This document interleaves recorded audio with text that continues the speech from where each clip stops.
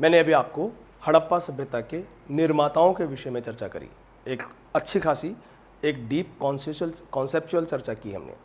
अब मैं बात कर रहा हूँ इस हड़प्पा सभ्यता की आगे की विशेषताओं के बारे में। दूसरी सबसे बड़ी जो विशेषता आती है वो आती है हड़प्पा सभ्यता की लिपि। हड़प्पा सभ्यता की लिपि, देखो भाई, हड़प्पा सभ्यता से जो लिपि के साक्ष्य मिले हैं वो अब तक हड़प्पा सभ्यता से लगभग 2967, मोटे मोटे रूप से देखा जाए तो लगभग 3000 ऐसी वस्तुएं मिल चुकी है, अभिलिखित वस्तुएं मिल चुकी है, ऐसी वस्तुएं मिल चुकी है जिन पे कुछ न कुछ लिखा हुआ मिलता है। कितनी है? लगभग 3000 वस्तुएं हमें लिखित रूप में प्राप्त हो चुकी है, जिनमें बर्तन है और अधिकांशतः इन सभी जो वस्तुएं थी, इन वस्तुओं में अधिकांशतः थी मोहरें। अधिकांशतः क्या थी? मोहरें। क्या होती है भैया मोहरें? एक बार अपन जब सुनते हैं तो सुनने पे दिमाग में आता है कि साहब मोहर का मतलब होता है सिक्के। सोने के सिक्कों को मोहर कहा जाता था, निसंदेह कहा जाता था। बाद के काल में जब मुगल काल के अंदर बात करें या राजपूत काल के अंदर हम बात करें तो सोने के सिक्कों को मोहर कहा जाता था। लेकिन यहाँ पर मोहर जो शब्द है उसको अगर हम इंग्लिश में पढ़ेंगे तो आपको ज़्यादा ढंग से समझ में आएगा। और इंग्लिश में इन मोहरों को कहते हैं सील। सील जानते हैं ना? ठप्पा। क्या काम आती है सील? आप अपने डॉक्यूमेंट्स को अटेस्ट करवाने के लिए जाते हैं और डॉक्टर साहब ने उस पर साइन कर दिए, तो क्या साइन करने मात्र से आपके डॉक्यूमेंट्स अटेस्ट हो गए? बिल्कुल नहीं। आप बोलेंगे सर इस पर ठप्पा तो लगाओ, अर्थात क्या लगाएं? सील तो लगाओ। अर्थात सील जो है वो हर व्यक्ति की, हर डॉक्टर की, हर अधिकारी की अपनी एक सील होती है और उस सील के द्वारा वो किसी भी डॉक्यूमेंट को अटेस्ट यानी प्रमाणित कर सकता है। अर्थात ये जो मोहरें थी, ये मोहरें वास्तव में व्यापार में काम आती थी और इन मोहरों के द्वारा व्यापारी लोग अपने सामान को प्रमाणित करने का कार्य करते थे। ये जो मोहरें थी, ये मोहरें मुख्य रूप से हड़प्पा सभ्यता से जो मोहरें मिली है वो मुख्य रूप से चौकोर मिली है। और ये मोहरें सेल घड़ी के पत्थर, कौन सा पत्थर? सेल घड़ी के पत्थर या पकी हुई मिट्टी से बनाई जाती थी। सेल घड़ी का पत्थर जानते हैं आप? बचपन में जब हम पट्टी और पेंसिल का प्रयोग करते थे तो वो जो पेंसिल होती थी, जो खाने में बहुत अच्छी लगती थी, स्वाद बहुत अच्छा था, वो जो पेंसिल है वो पेंसिल सेल खड़ी के पत्थर से बनी होती थी। और इसी प्रकार की सेल खड़ी के अनेक चौकोर प्लेट्स बना दी जाती थी और उन पर नुकीली किसी वस्तु से उन पर कुछ विशेष आकृतियां अंकित कर दी जाती थी। हर व्यापारी की एक विशेष आकृति होती थी और इसी आकृतियों के साथ साथ अनेक मोहरों पर कुछ लेख भी लिखे हुए मिले हैं। जैसे मोनोग्राम, वो आकृति तो मोनोग्राम का काम करती थी और उस पर संभवतः हो सकता है व्यापारी का नाम लिखा हुआ हो, संस्था का नाम लिखा हुआ हो। इस प्रकार से कोई न कोई लेख अंकित अवश्य होता था। और इन मोहरों का जो प्रयोग है, इन मोहरों का प्रयोग जो है, जैसे मान लीजिए कोई वस्तु है और उस वस्तु को प्रमाणित करना चाहते हैं कि ये वस्तु मेरी है, तो उस पार्सल के ऊपर चिकनी मिट्टी लगाई गई और चिकनी मिट्टी लगा के ये मोहर उठा के इसके ऊपर चिपका के हटा ली गई। जैसे ही आप चिपका के हटाओगे तो इस पे जो भी चित्र अंकित है वो किस पर अंकित हो जाएगा? वो उस पार्सल पर इम्प्रेस हो जाएगा, उसका इम्प्रेशन पार्सल के ऊपर आ जाएगा। चिकनी मिट्टी पर बना हुआ निशान काफ़ी दिन तक बना रहता है। अर्थात उस व्यापारी ने इस मोहर का प्रयोग करके, इस मोहर के चिन्हों का प्रयोग करके उस पार्सल को प्रमाणित कर दिया कि ये पार्सल मेरी कंपनी का है, ये पार्सल मेरे द्वारा बनाया गया है। इसी प्रकार अर्थात इन मोहरों का जो प्रयोग है वो प्रयोग व्यापार के लिए किया जाता है। कुछ मोहरें ऐसी भी हैं जिनका प्रयोग संभवतः धर्म के रूप में किया गया है। जैसे आज हम लोग ताबीज़ बनाते हैं, कई लोग बच्चों के गले में, हाथ पे ताबीज़ बंधे हुए मिलते हैं, तो संभवतः कुछ चीज़ें ऐसी हैं जिनके, कुछ मोहरें ऐसी थी जिन पर कुछ धार्मिक चिन्ह मिलते हैं, जिससे ये समझ में आता है कि संभवतः इन मोहरों का प्रयोग पूजा में भी किया जाता था, अर्थात पूजा समझ लीजिए या व्यापार। सबसे ज़्यादा जो लिपिबद्ध जो वस्तुएं मिली है वो है मोहरें। आप एक चीज़ को और समझ लीजिए कि सर्वाधिक जो मोहरें हैं, सर्वाधिक मोहरें जो हैं वो मोहनजोदड़ो से मिली है। कहाँ से मिली है? सर्वाधिक मोहरें मोहनजोदड़ो से मिली है। लेकिन सर्वाधिक अभिलिखित मोहरें, अर्थात ऐसी मोहरें जिन पर कुछ ना कुछ लिखा हुआ था, ऐसी सर्वाधिक जो मोहरें हैं वो हमें हड़प्पा से प्राप्त हुई है। कहाँ से प्राप्त हुई है? हड़प्पा से। तो इस बात को ढंग से याद कीजिएगा कि सर्वाधिक मोहरें कहाँ से मिली है? सर्वाधिक मोहरें मोहनजोदड़ो से मिली है। सर्वाधिक अभिलिखित मोहरें कहाँ से प्राप्त हुई है? सर्वाधिक लेख युक्त या अभिलिखित जो मोहरें हैं वो हमें हड़प्पा से प्राप्त हुई है। ध्यान रखना, या हड़प्पा शब्द का प्रयोग कर रहा हूं मैं, हड़प्पा सभ्यता शब्द का प्रयोग नहीं कर रहा हूं। अर्थात मैं किसकी बात कर रहा हूं? वही पंजाब प्रांत के शाहीवाल जिले में स्थित हड़प्पा नामक स्थान की बात कर रहा हूं। अगर मैं सभ्यता शब्द का प्रयोग करूंगा तो इसका अर्थ क्या हो जाएगा? उसमें तो फिर मोहनजोदड़ो भी आ जाएगा, कालीबंगा, लोथल, जितने भी मैंने स्थल आपको बताए थे वो सब शब्द, वो सारे के सारे स्थल कौन से शब्द में समाहित हो जाते हैं? हड़प्पा सभ्यता। इसलिए यहाँ पर मैं आपको बार बार इस चीज़ को समझाने की कोशिश कर रहा हूँ कि हड़प्पा और हड़प्पा सभ्यता में क्या अंतर होता है, इन दोनों शब्दों में क्या डिफरेंस है। हड़प्पा एक स्थल का नाम है और हड़प्पा सभ्यता संपूर्ण स्थलों का सामूहिक नाम है।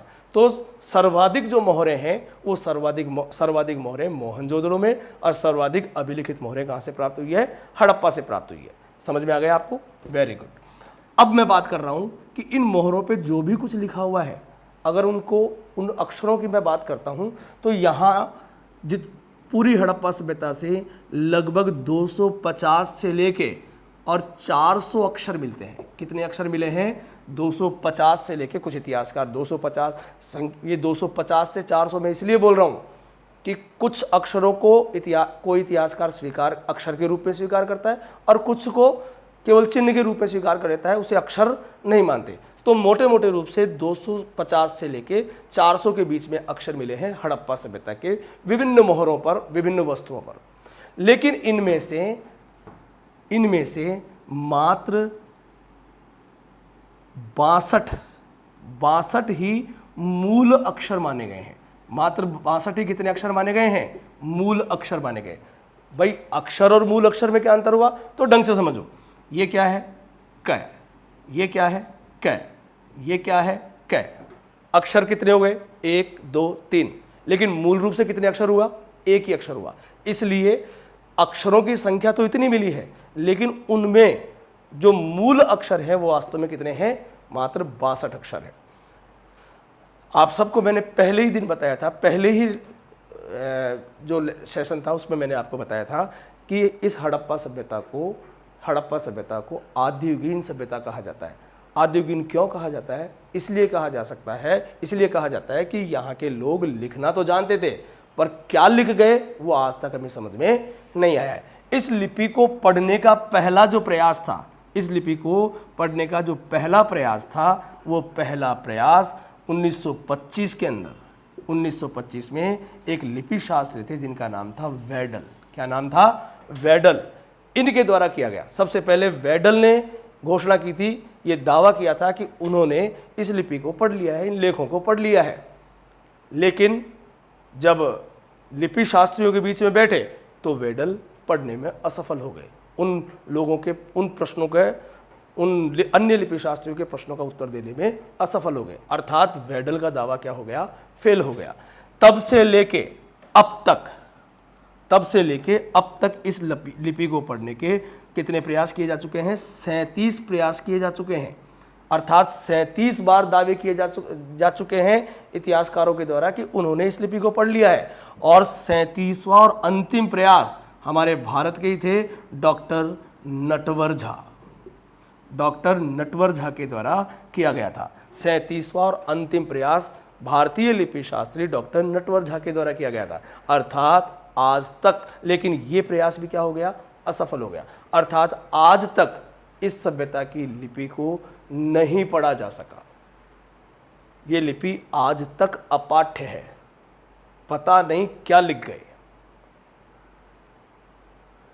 खैर, जो लिख गए वो तो लिख गए, वो समझ में नहीं आया, पर कुछ बातें इसके अंदर समझ में अवश्य आ गई। क्या बातें समझ में आई? पहली बात तो ये समझ में आ गया कि ये जो लिपि थी, ये लिपि भाव चित्रात्मक लिपि थी। कैसी लिपि थी? भाव चित्रात्मक लिपि थी। किसे कहते हैं भाव चित्रात्मक? अर्थात चित्र के माध्यम से भाव प्रकट किया जाता था। चित्र के माध्यम से भाव प्रकट किए जाते हैं। अरे भाई, अभी भी करते हैं, नहीं करते हैं? व्हाट्सएप पे कोई भी चीज़ पूरा आंसर लिखने की बजाय केवल एक चित्र भेज दिया जाता है, इमोजी, केवल एक चित्र भेज दिया जाता है और उस चित्र के माध्यम से सामने वाला समझ जाता है कि ये क्या कहना चाहता है। जैसे आज आपने पूछा हाउ आर यू, आप कैसे हैं, और अगर मैं अच्छा हूँ तो मैंने एक मुस्कुराता हुआ चेहरा आपके पास भेज दिया, सेंड कर दिया। तो आप सामने, मुझे पूरा लिखने की ज़रूरत ही नहीं है कि मैं बहुत अच्छा हूँ, मैं अच्छा हूँ, ये लिखने की कोई आवश्यकता नहीं है। सिर्फ वो चित्र ही मेरे भाव को क्या कर रहा है? प्रकट कर रहा है। बहुत ज़्यादा अच्छा हूँ तो डांस करता हुआ चेहरा भेज दिया मैंने, दुखी हूँ तो उदास चेहरा भेज दिया, बहुत ज़्यादा दुखी हूँ तो 2 आंसू वाला भेज दिया, और ज़्यादा ही अत्यंत ज़्यादा दुखी हूँ तो पूरी की पूरी धार फैला दी। इसका अर्थ है कि आप समझ गए कि भाव चित्र का क्या अर्थ होता है। यहाँ जो लिपि है वो ये लिपि भाव चित्रात्मक लिपि है। और एक चीज़ को ढंग से समझिएगा कि भाव चित्र में भी जो सबसे ज़्यादा चित्र मिले हैं, सर्वाधिक जो चित्र मिले हैं, सर्वाधिक जो चित्र मिले हैं, वो चित्र मिला है मछली का चित्र। किसका चित्र मिला है? मछली का चित्र। सबसे ज़्यादा जो लिपि के अंदर जो चित्र मिले हैं वो मछली के मिले हैं। अर्थात इन लोगों के, इससे ये सिद्ध होता है कि इन लोगों के जीवन में मछली का विशेष महत्व था। लेकिन अगर मैं चिन्ह की बात करूं, सर्वाधिक चित्र तो किसके मिले हैं? मछली के। लेकिन अगर मैं सर्वाधिक चिन्ह की बात करूं, कौन सा चिन्ह सर्वाधिक मिला है, तो एक चीज को ढंग से याद रखना, यू आकार का चित्र चिन्ह सर्वाधिक मिला है। चित्र सर्वाधिक किसके मिले हैं? मछली के। और चिन्ह सर्वाधिक किसके मिले हैं? कौन सा मिला है? यू आकार का चित्र सर्वाधिक मिला है। क्या अर्थ होता है इस यू का? हमें नहीं पता। मछली से क्या, मछली को का चित्र दिखा के और वो क्या समझाना चाह रहा है, ये भी हमें समझ में नहीं आता। अनेक प्रकार के मछली का चित्र बना रखा है। कोई इस तरीके से बनी हुई है मछली, कोई इस तरीके से बनी हुई है, कोई इस तरीके से बनी हुई है। अब ये समझ में नहीं आ रहा है कि ऐसे लंबवत बनी हुई ऊपर की तरफ मुंह किए हुए मछली के चित्र से क्या तात्पर्य है, तिरछी मछली से क्या मतलब है, नीचे ये मछली से नीचे मुंह किए हुए मछली का क्या अर्थ है, ये हमें आज तक समझ में नहीं आया। बस इतना समझ में आया कि सर्वाधिक चित्र किसके मिले हैं? मछली के मिले। एक बात और समझ में आई है, वो ये समझ में आई कि ये जो लोग थे, जब भी पहली लाइन लिखते थे, पहली जब लाइन लिखते थे तो हमेशा राइट से लेफ्ट लिखते थे। जैसे उर्दू लिखी जाती है, फारसी लिखी जाती है राइट से लेफ्ट, तो पहली लाइन जब ये लिखते थे या अगर एक ही लाइन लिखते थे तो हमेशा ये राइट टू लेफ्ट लिखते थे। लेकिन जब दूसरी लाइन लिखने की आवश्यकता पड़ती थी तो कभी भी ये वापस राइट टू लेफ्ट नहीं जाते थे, बल्कि यहीं लेफ्ट से किधर घूम जाते थे? राइट।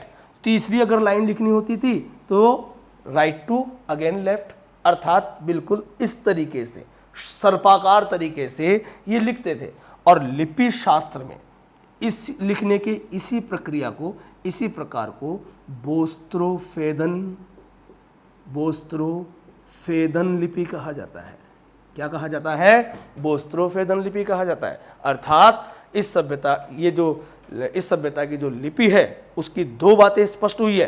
पहली बात भाव चित्रात्मक है, दूसरी बात ये जो लिपि थी ये right to left and left to right दोनों साइड में लिखी जाती थी, और ऐसी लिपि को ही क्या कहा जाता है? बोस्त्रोफेदन कहा जाता है।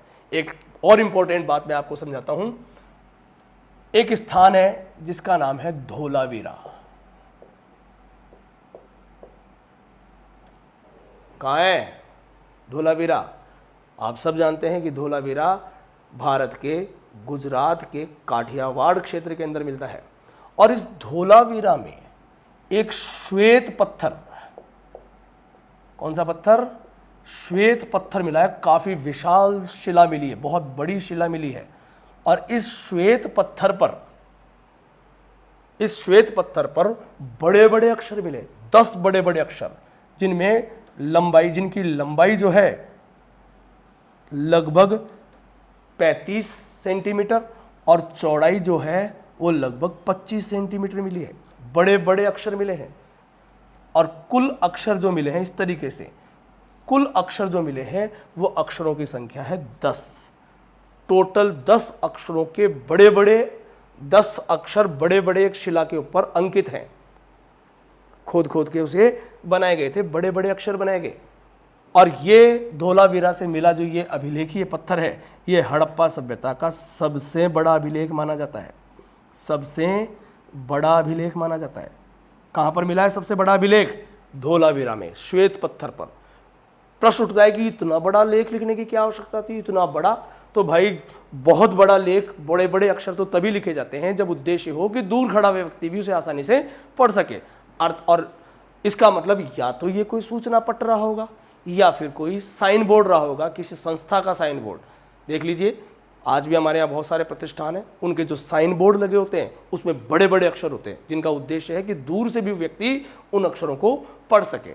तो प्रश्न ढंग से समझिएगा, हड़प्पा सभ्यता का सबसे बड़ा अभिलेख कहाँ मिला है?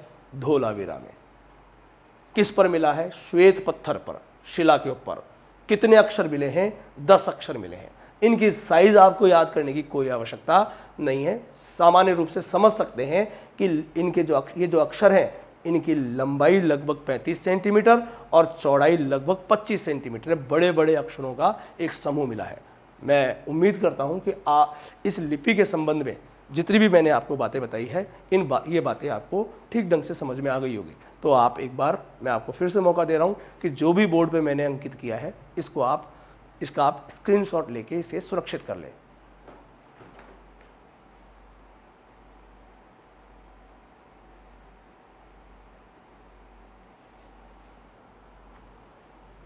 धन्यवाद।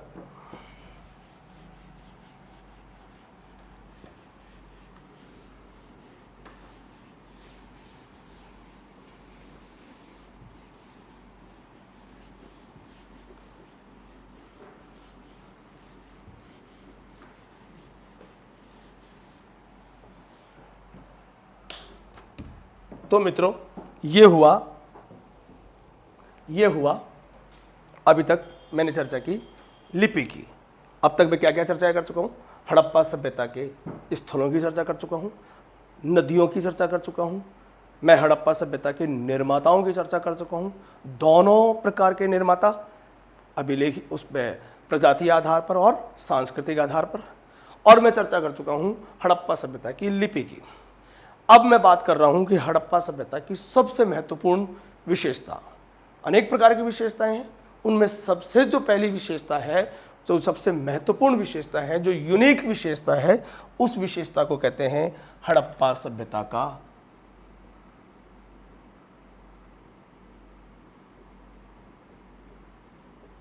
नगर नियोजन, टाउन प्लानिंग।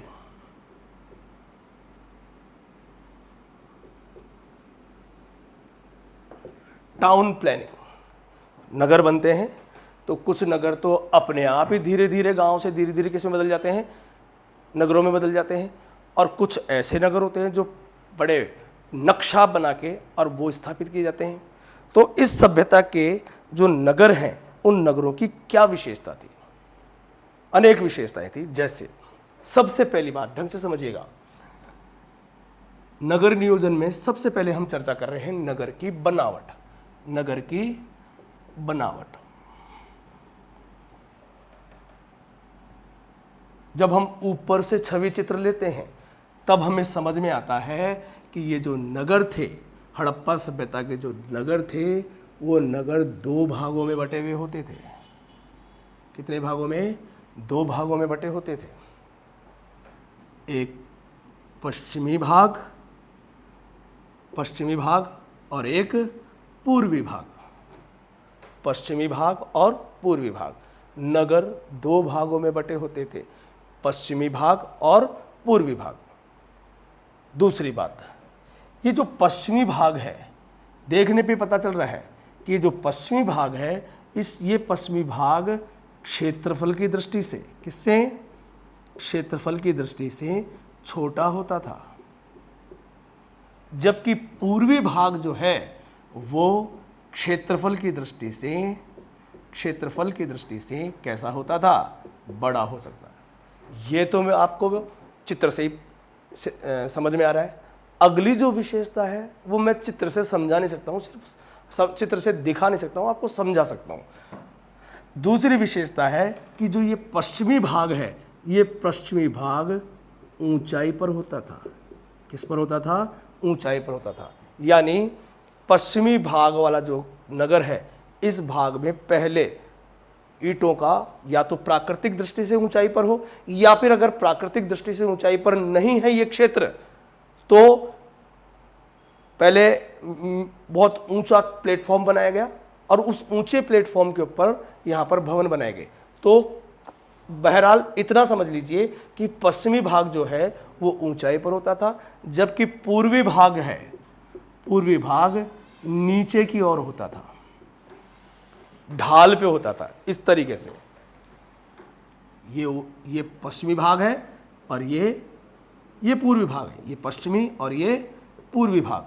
तो देख लीजिए, ये नगर तो ऊंचाई पे, अब ये ऊंचाई प्राकृतिक भी हो सकती है और ये ऊंचाई कृत्रिम भी हो सकती है। बहुत जगह पर प्राकृतिक है और बहुत जगह पर कृत्रिम भी है।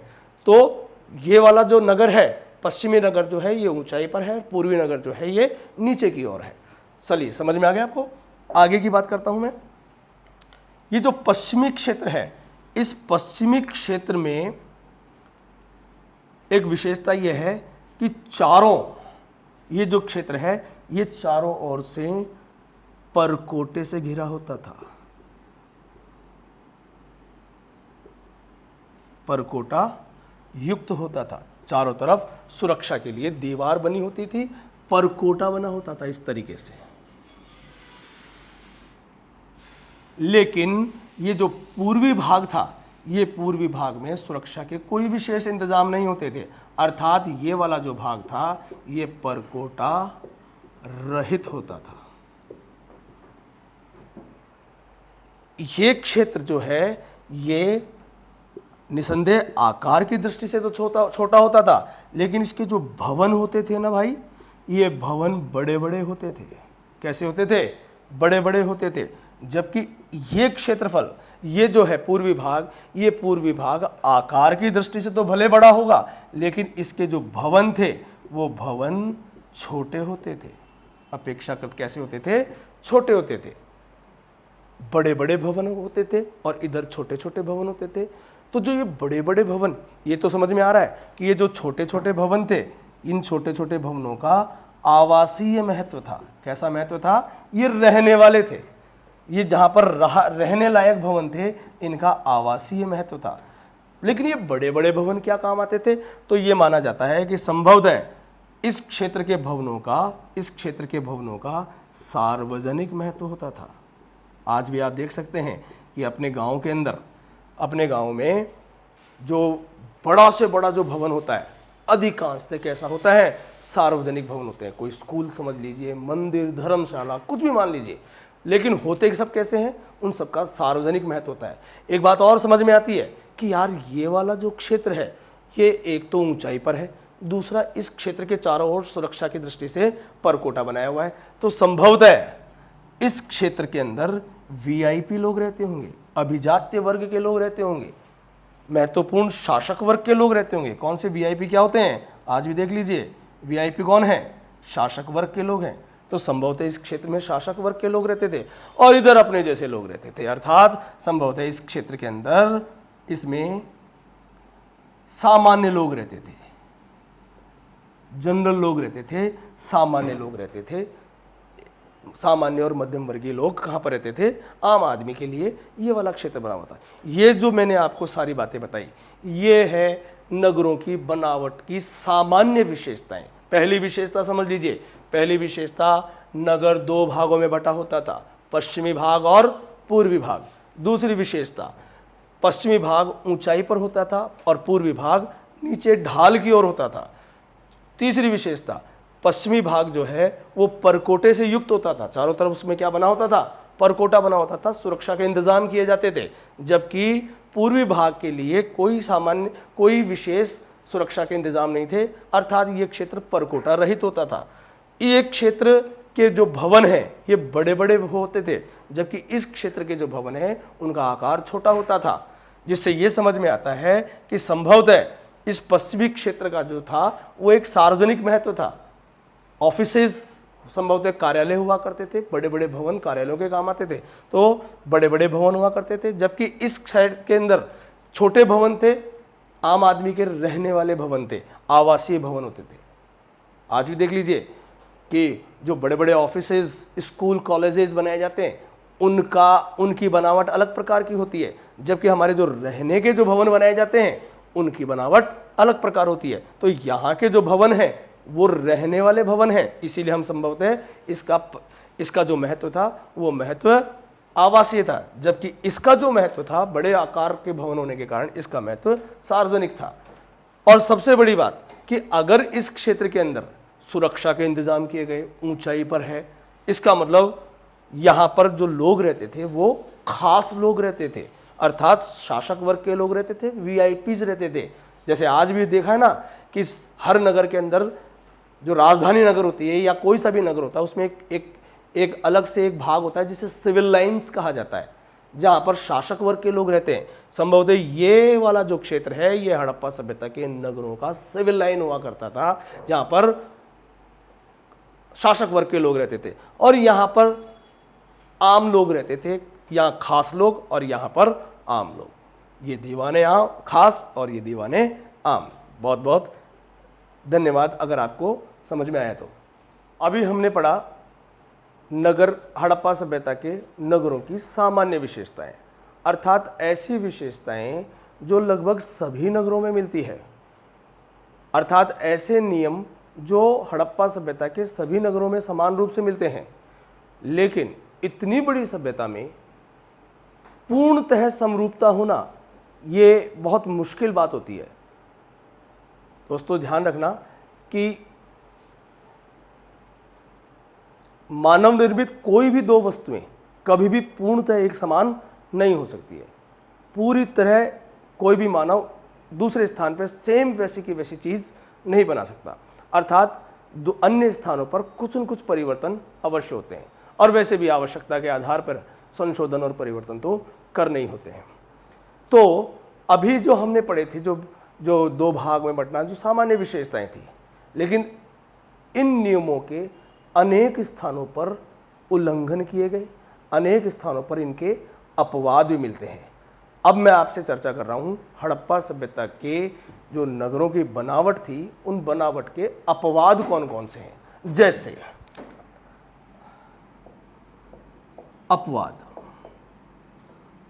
अपवाद वाली विशेषताएं। पहला अपवाद, याद कीजिए मैंने पहली समानता बताई थी कि हड़प्पा सभ्यता के नगर दो भागों में बटे होते थे। एक दुर्ग भाग जो ऊंचाई पर होता था, परकोटे से युक्त होता था। एक आवासीय भाग जो नीचाई पर होता था और सामान्यतः परकोटे से रहित होता था। ये दो भाग होते थे। लेकिन एक स्थान ऐसा है जिसका नाम है धोलावीरा। जानते हैं ना, गुजरात के काठियावाड़ में धोलावीरा, मानसर और मानहर दो नदियों के बीच के अंदर ये नगर बसा हुआ था। इस धोलावीरा में इस पहले नियम का अपवाद मिलता है और अपवाद ये है कि धोलावीरा का जो नगर है वो 3 भागों में बटा हुआ था। कितने भागों में? 3 भागों में बटा हुआ था। 3 भाग कौन कौन से थे? पहला भाग दुर्ग भाग ऊंचाई पर, दूसरा भाग मध्यम ऊंचाई पर और तीसरा भाग बिल्कुल नीचे की ओर। ये पहला भाग, ये दूसरा भाग और ये तीसरा भाग। अर्थात दोनों दुर्ग और आवासीय जो भाग है इनके बीच में एक मध्यम टीला और होता था। तो पहला तो प्रश्न आपको समझ में आ गया होगा। प्रश्न आएगा कि हड़प्पा सभ्यता का वो कौन सा नगर है जो 3 भागों में बटा हुआ था? वो आंसर होगा धोलावीरा। ये भी प्रश्न इस तरीके से बन सकता है कि मध्यम टीला हड़प्पा सभ्यता के कौन से नगर में मिलता है? तो भी आंसर होगा धोलावीरा।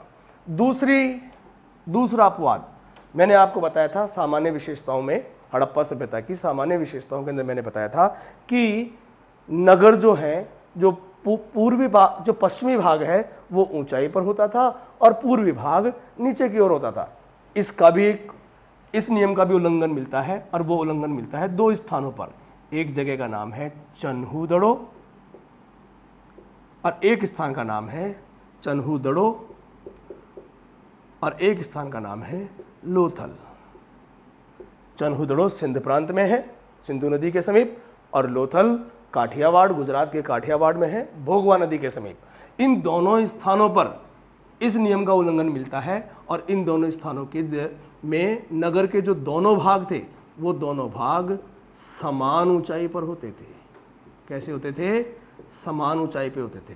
अर्थात ऊंचाई और नीचाई का भेद जो सभी स्थानों पे होता था, इस नियम का उल्लंघन, यानी दोनों ऊंचाई और नीचाई का भेद कहाँ समाप्त हो गया? चन्हूदड़ो और लोथल में ऊंचाई नीचाई का कोई भेद नहीं था। तीसरी हम चर्चा करते हैं। मैंने आपको बताया था कि नगर का पश्चिमी भाग परकोटे से युक्त होता था, विशेष सुरक्षा के इंतजाम किए जाते थे, जबकि पूर्वी भाग में सुरक्षा के कोई खास इंतजाम नहीं होते थे, पूर्वी भाग परकोटा रहित होता था। इस नियम का उल्लंघन मिलता है 3 स्थानों पर। एक जगह का नाम है सुरकोटड़ा, एक जगह का नाम है बनावली, और एक स्थान है जिसका नाम है लोथल। सुरकोटड़ा, बनावली और लोथल, इन तीनों स्थानों पर ऐसी वाली व्यवस्था मिली है। ढंग से देखिएगा, ये पूरा नगर है, ये नगर का 2 भाग हो गए, पश्चिमी भाग और पूर्वी भाग, और इन दोनों भागों को घेरते हुए एक समान परकोटा बनाया गया। अर्थात वो कौन से स्थल है जहां पर पूर्वी भाग भी परकोटे से युक्त था? तो आंसर आएगा सुरकोटड़ा, बनावली और लोथल। इसी क्रम को आप ही आगे समझना। 2 स्थान और हैं, एक का नाम है मोहनजोदड़ो और एक का नाम है आपका अपना राजस्थान का कालीबंगा। इन दोनों स्थानों पर व्यवस्था देखना, बनावट किस तरीके की है। ये पश्चिमी भाग और ये पूर्वी भाग, इन दोनों स्थानों पर परकोटे मिले हैं, 2 परकोटे मिले हैं। एक परकोटा पश्चिमी भाग के लिए और दूसरा परकोटा, इसी से जुड़ा हुआ दूसरा परकोटा पूर्वी भाग के लिए।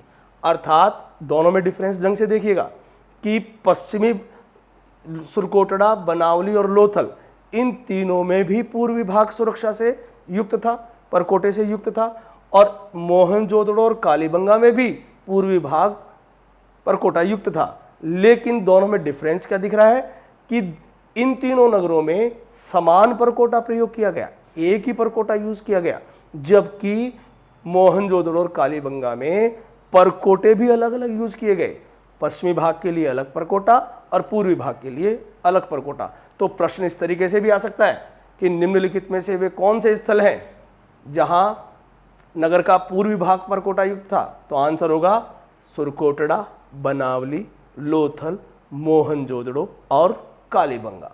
वो आंतरिक डिफरेंस है कि इन तीनों के परकोटा अलग प्रकार का है और इन दोनों के अंदर परकोटे अलग प्रकार के हैं। मैं उम्मीद करता हूं कि आप लोग समझ गए होंगे। आगे की बात करते हैं। 5वीं विशेषता बताने जा रहा हूं मैं आपको।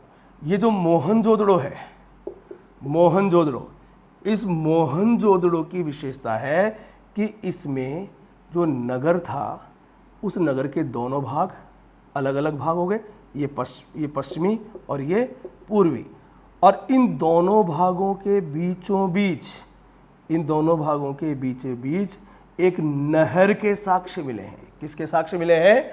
नहर के साक्ष्य। तो प्रश्न फिर समझिएगा, वो कौन, ऐसा और कहीं नहीं मिला है, केवल कहां पर मिला है? मोहनजोदड़ो में।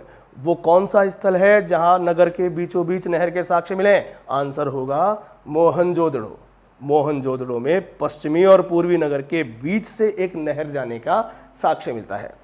अगली बात समझिए, ये जो मोहनजोदड़ो है ना भैया, मोहनजोदड़ो, इस मोहनजोदड़ो की एक खास बात जो मैंने आपको सबसे पहले बता दी थी। मैंने आपको बताया था कि मोहनजोदड़ो की जो खुदाई है वो मुख्य रूप से हड़प्पा सभ्यता की खुदाई के अंतर्गत नहीं हुई थी।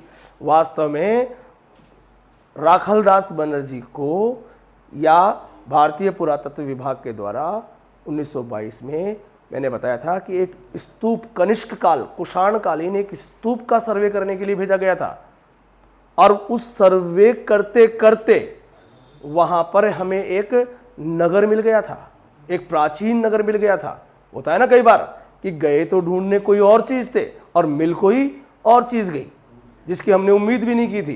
तो गए थे वो लोग बाग स्तूप का सर्वे करने के लिए, स्तूप की प्राचीनता का पता लगाने के लिए, जबकि उसके साथ साथ कौन सी चीज मिल गई, मोहनजोदड़ो का नगर मिल गया, प्राचीन नगर मिल गया। तो ध्यान रखना एक चीज को कि ये जो स्तूप था वो स्तूप मोहनजोदड़ो के दुर्ग भाग की तरफ था। ढंग से समझना, वो जो स्तूप था, जैसे मान लीजिए ये मोहनजोदड़ो नगर है, ये मोहनजोदड़ो का नगर है, ये पूर्वी भाग, ये पश्चिमी भाग और ये पूर्वी भाग। और जो वो स्तूप मिला था वो स्तूप हमें इस जगह पर मिला था। कौन सी जगह पर मिला है? स्तूप मिला था हमें मोहनजोदड़ो के पश्चिमी भाग की तरफ, और पश्चिमी भाग को क्या कहा जाता है? दुर्ग भाग कहा जाता है। इसीलिए ढंग से समझना, मोहनजोदड़ो का जो दुर्ग भाग है उस दुर्ग भाग को स्तूप टीला भी कहा जाता है। कौन सा टीला? स्तूप टीला। नाम रख देते हैं ना यार, किसी भी स्थल के लिए हम विशेष नाम रख देते हैं, कोई चीज वहां पर होती है। जैसे हमारे अधिगम जो संस्थान है, उस अधिगम संस्थान की एक ब्रांच गुर्जर की थड़ी पर है,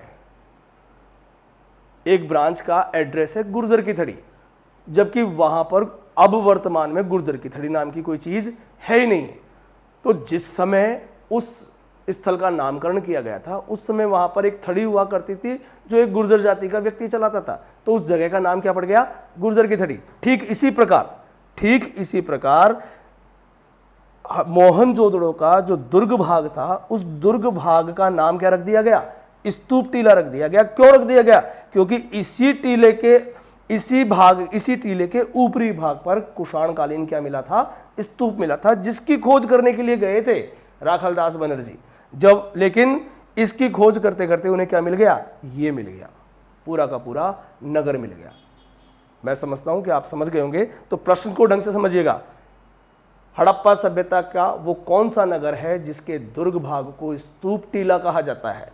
तो आंसर आएगा मोहनजोदड़ो। हड़प्पा सभ्यता का वो कौन सा नगर है जिसके किसी भाग को स्तूप टीला कहा जाता है? तो आंसर आएगा कौन सा नगर है? मोहनजोदड़ो। मैं उम्मीद करता हूं कि आप लोग समझ गए होंगे। एक और चीज को ढंग से समझना, एक और इंपॉर्टेंट चीज समझा रहा हूं। रावी नदी के किनारे एक नगर है, आप जानते हैं, हड़प्पा। सबसे पहले इसी की खुदाई हुई थी, इसीलिए संपूर्ण सभ्यता को क्या कहा जाता है? हड़प्पा सभ्यता कहा जाता है। इस हड़प्पा जो नगर है, इस हड़प्पा नगर के जो दुर्ग भाग है, हड़प्पा नगर का जो दुर्ग भाग है, इस दुर्ग भाग को मार्टिन व्हीलर, इतिहासकार मार्टिन व्हीलर, इस मार्टिन व्हीलर के द्वारा इसका नामकरण माउंट एबी किया गया था। क्या नाम दिया गया था इसको? Mount AB. माउंट का तो मतलब ही टीला होता है, अर्थात इसको क्या नाम दिया गया? इस दुर्ग हड़प्पा नगर के दुर्ग भाग को मार्टिन व्हीलर ने क्या नाम दिया था? माउंट एबी नाम दिया था। तो प्रश्न समझ रहे हैं आप? प्रश्न ये आ सकता है कि माउंट एबी है, तो आंसर होगा हड़प्पा नगर के दुर्ग भाग, जिसे क्या कहा जाता है? माउंट एबी कहा जाता है। प्रश्न इस तरीके से भी घुमा के पूछ सकता है कि हड़प्पा नगर के दुर्ग भाग को मार्टिन व्हीलर ने क्या नाम दिया था? तो आंसर आएगा माउंट एबी। मैं समझता हूं कि आप लोग समझ गए होंगे। इसी के साथ एक विशेषता और बता रहा हूं मैं आपको, और वो विशेषता मिलती है आपके अपने किसमें? कालीबंगा में। आपका अपना कहते ही आपके दिमाग में जरूर आ गया होगा कि मैं किसकी बात कर रहा हूं? कालीबंगा में।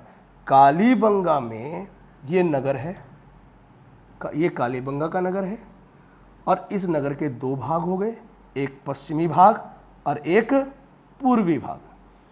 विशेषता है कालीबंगा के पश्चिमी भाग की। कालीबंगा के पश्चिमी भाग में बीचों बीच पूर्व पश्चिम दिशा की ओर, कौन सी दिशा हो गई ये पूरब, ये पश्चिम और ये पूर्व, पूर्व और पश्चिम दिशा के बीच में एक दीवार मिलती है, एक दीवार के साक्ष्य मिलते हैं। और ये दीवार जो है ये कालीबंगा के इस पश्चिमी भाग को दो भागों में बांट देती है, इस दुर्ग भाग को दो हिस्सों में बांट देती है, एक उत्तरी हिस्सा और एक दक्षिणी हिस्सा। तो प्रश्न फिर से सुन लीजिए, हड़प्पा सभ्यता का वह कौन सा नगर है जिसका दुर्ग भाग भी दो भागों में बटा हुआ है?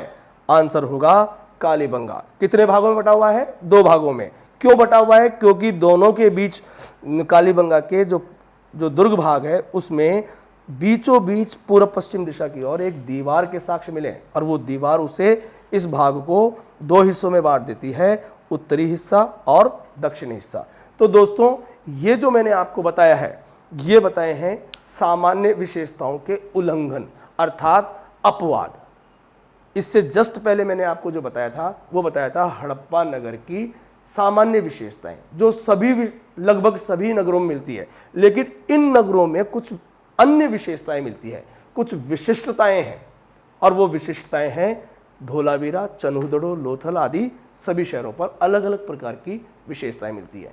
तो ये हुआ हमारा नगर नियोजन का, हड़प्पा सभ्यता के नगर नियोजन में नगरों की बनावट की दोनों चीजें, सामान्य चीजें और विशिष्ट चीजें, सामान्य विशेषताएं और विशिष्ट विशेषताएं, अपवाद की विशेषताएं। आप सब लोग अपने घर पर रहें, सुरक्षित रहें, और इसी के साथ मैं आज का सेशन संपन्न करता हूं। धन्यवाद।